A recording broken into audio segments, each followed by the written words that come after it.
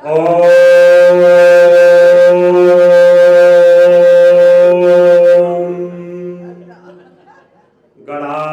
नमस्कृतः नमस्कृतो पितामहं विष्णुं रुद्रं श्रियं देवीं वंदे भक्त सरस्वती। मंच पर धर्म गद्दी पर विराजमान पूनम माता जी, जो इस गढ़ी हरसरू गुड़गामा के अंदर बहुत ही प्रसिद्ध प्राचीन माँ वैष्णो देवी मंदिर की संचालिका, उनकी सुपुत्री अलका जी, डॉक्टर अलका जी, जो इस सब प्रोग्राम को मैनेज कर रही हैं। अभी अभी बोधराज सीकरी जी जो उद्योगपति हैं, वो अभी निकल करके गए हैं। उनका बड़ा योगदान रहता है, उनसे कई बार हमारी मुलाकात हुई है। मंच पर उपस्थित सभी उद्योगपति और भारत सरकार, राज्य सरकार से सेवानिवृत्त समाज के कार्यों में संलग्न, तल्लीन और मेरे सामने उपस्थित सभी भक्तगण बंधुओं,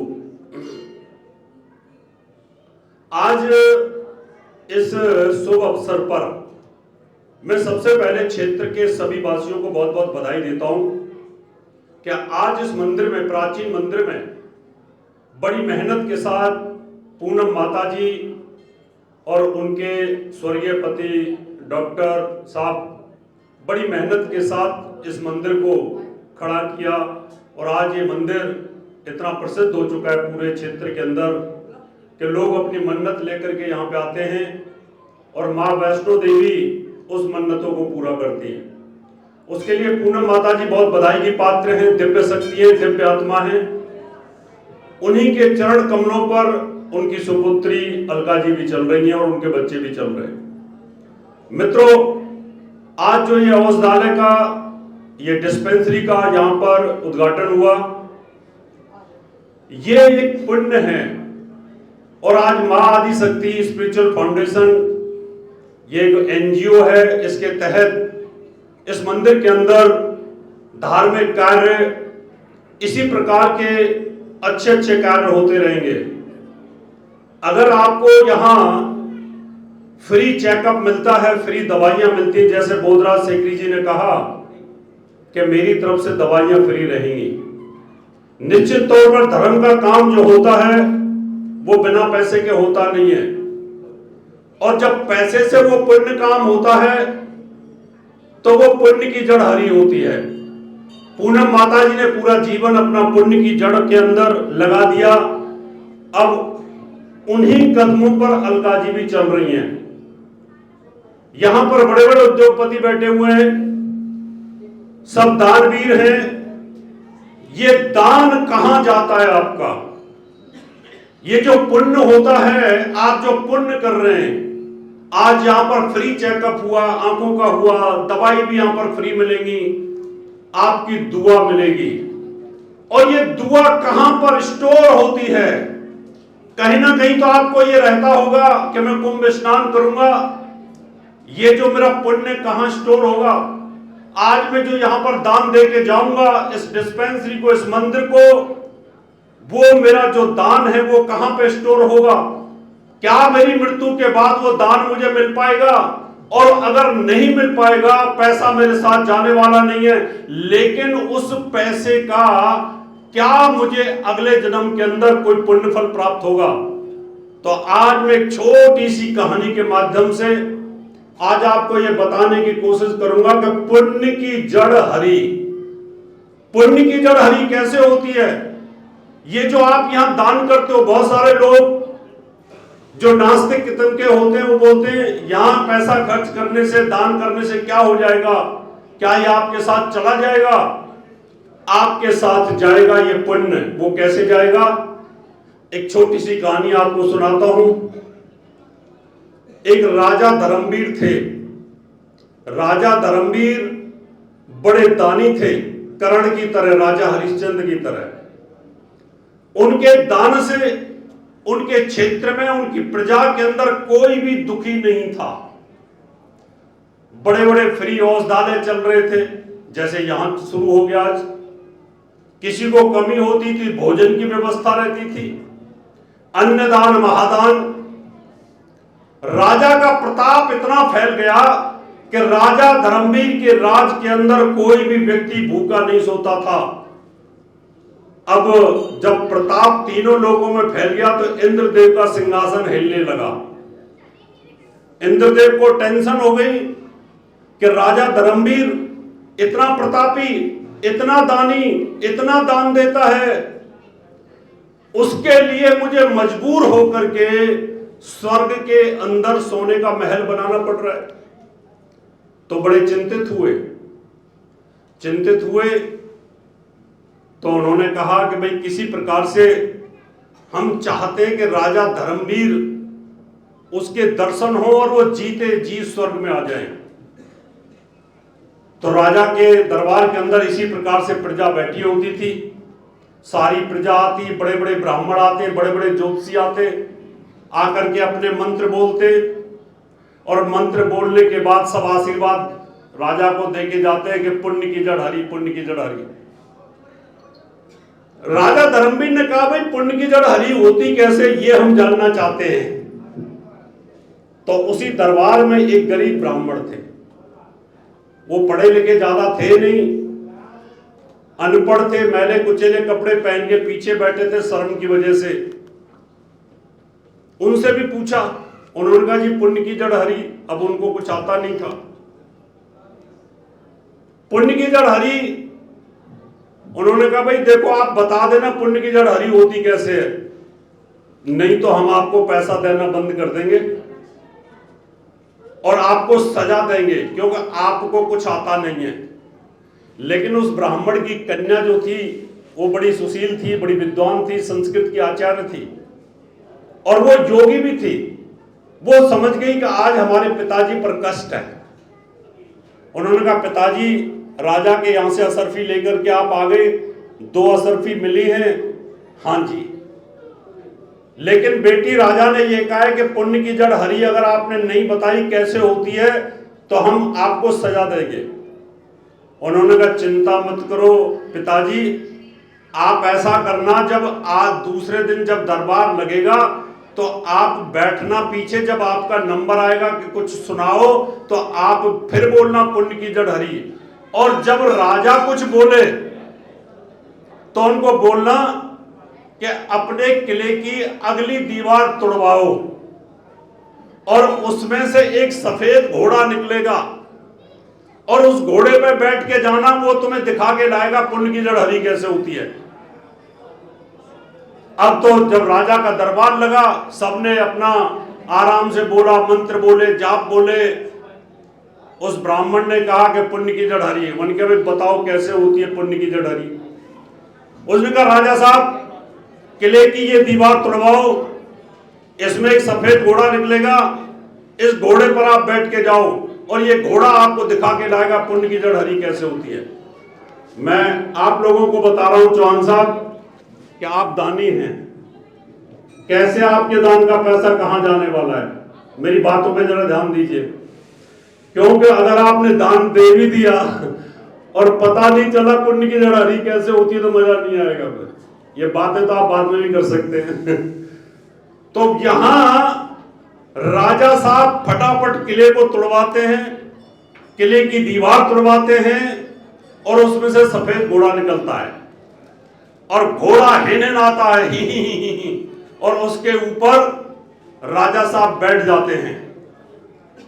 बैठ करके घोड़ा आसमान में उड़ता हुआ जाकर के कजरी बन के अंदर चला जाता है और वहां पर सप्त ऋषि 7 ऋषि तपस्या कर रहे थे कि किसी प्रकार से राजा धर्मवीर के दर्शन हो जाए। वो बहुत बड़ा दानी है, वो मंदिरों में दान देता है, प्रजा को दान देता है, वो कोई भूखा किसी को रहने नहीं देता, वो भंडारे लगाता है।